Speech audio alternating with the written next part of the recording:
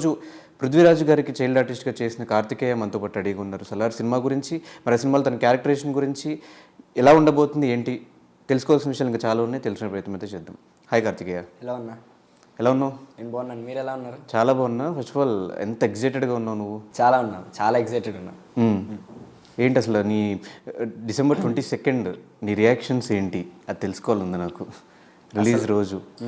అంటే బ్లాంక్గా వెళ్ళిపోయి ఒకసారి సినిమా చూసేసి, అంటే ఎక్స్పెక్టేషన్స్ ఏం పెట్టుకోకుండా బ్లాంక్గా వెళ్ళిపోతే బాగా ఎక్కింది కదన్న సినిమా. సో ఆ వ్యూతో వెళ్ళిపోయి సినిమా చూడాలని ఉంది, అంతవరకే ఎక్స్పెక్టేషన్స్ పెట్టుకోకుండా.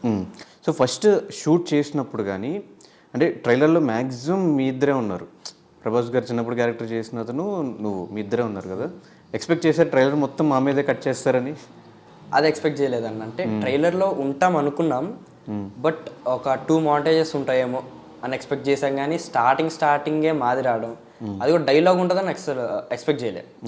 అంటే నేను డబ్బింగ్ చెప్పిన తర్వాత నీల్ సార్ ఇంకా అప్పటికి కన్ఫర్మ్ చేయలేదు ఆ డబ్బింగ్ నేను చెప్పిందని, ఇంకా కరెక్షన్స్ ఉన్నాయి అన్నారు.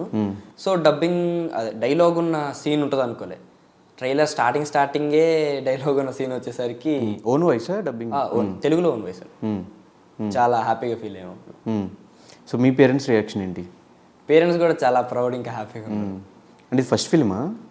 అంటే ముందు ఒక ఫిల్మ్ చేశాను మ్యూజిక్ స్కూల్ అని, అది శ్రేయా మ్యామ్ లీడ్ రోల్గా.